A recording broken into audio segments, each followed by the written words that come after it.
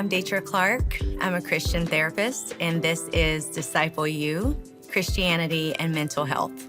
We'll be starting our segment with Lesson 1, Defining Mental Health. Mental health includes our emotional, psychological, and social well-being. It affects how we think, feel, and act, and it also determines how we handle stress and relate to others and make choices. Our spiritual health and our mental health are interdependent. Sometimes it's situational, sometimes it's psychological, but no matter what, it's always spiritual. All humans struggle with toxic thinking and trauma in various ways because life is hard, and this is just a condition of being human. Psychology shows that we have between 12,000 and 60,000 thoughts a day, and of those, 80% are negative and 90% are repetitive. When you think a thought, you actually produce a chemical that triggers a feeling that supports that thought. That feeling leads you to think another thought that supports that feeling. We call it the think-feeling cycle. In psychology, we call it the cognitive triad. That means that the way you think affects how you feel, and how you feel affects what you do. Scripture puts it this way. In Proverbs 23:7, as a man thinks in his heart, so is he. Our thoughts are important to the Lord because he knows how critical they are for us. Philippians 4:8 says, "Finally, brethren, whatever things are true, whatever things are noble, whatever things are just, whatever things are pure, whatever things are lovely, whatever things are of good report, if there is any virtue, and if there is anything praiseworthy, meditate on these things." And the word meditate here means to think deeply or to focus one's mind for a brief period of time. It means to consider. Some things that can impact or influence our emotional or mental health are, one, what we deposit into our minds. What we deposit into our minds will bear fruit. What are you taking in?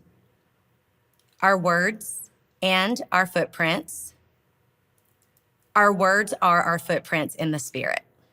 Words show you where your faith is, and the enemy uses feelings to influence words. For example, have you ever said casually, "I feel crazy. I feel like I'm losing my mind. I feel bipolar. I feel like I can't even form my thoughts"? Those words are declarations over us, and the enemy is a record keeper. He will use them against us. The enemy knows our life will go in the direction of our most dominant thought. Our lifestyle is controlled by our thoughts. For example, have you ever woke up in the morning and thought, "I don't feel like doing this today. They don't want me there. They don't like me"? Those thoughts will impact the way that you feel and can likely impact the outcome of what you do. Our thoughts matter and are greatly connected to our mental health. A lifestyle of bad thoughts, toxic thinking, or negativity is a hiding place for the enemy. Your dominant thinking, feeling cycle, remember we talked earlier about the cognitive triad. The way you think affects what you do affects how you feel. That creates your personality, and your personality creates your personal reality. So, as I was thinking through this lesson, the Lord showed me 4 entryways that the enemy often gets in the area of mental health. We'll call it our spiritual house.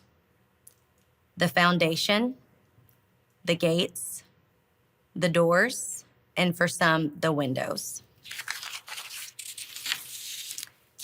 The foundation, Luke 6:48. He is like a man building a house who dug deep and went down deep and laid a foundation upon the rock. And when a flood arose, the torrent broke against that house and could not shake or move it, because it had been securely built or founded on a rock. How can we build a strong foundation to guard our minds and our thoughts and our emotions? Now, this is not to suggest that if you struggle with mental health, if you know someone that struggles with mental health, they are to blame.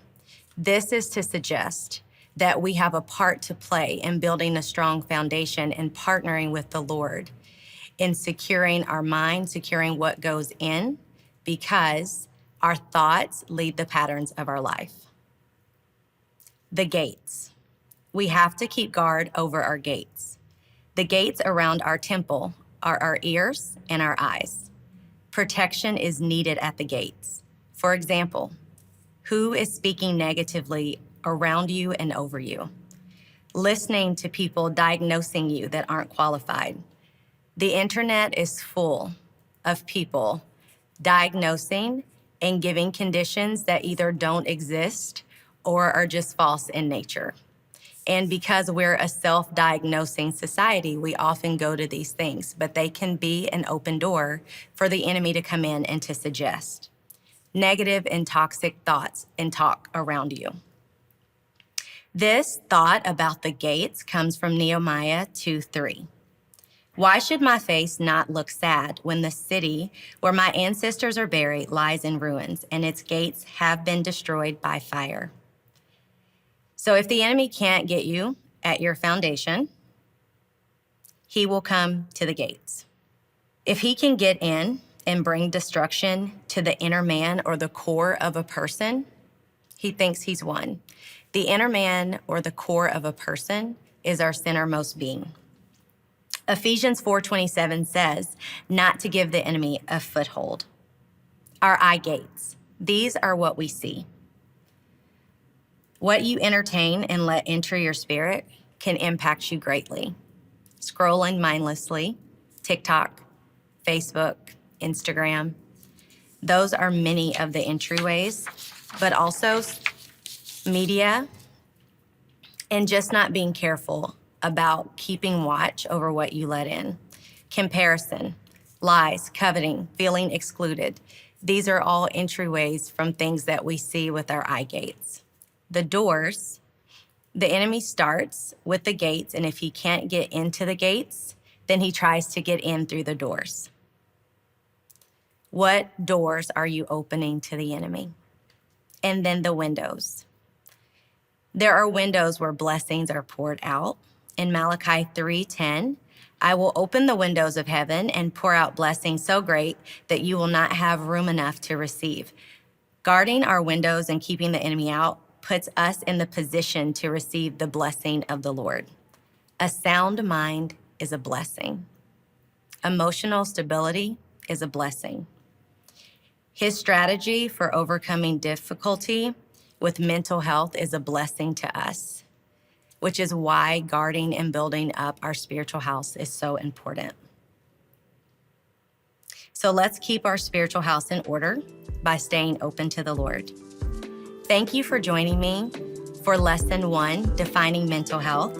Come back for Lesson 2, The Spirit, Soul, and Body.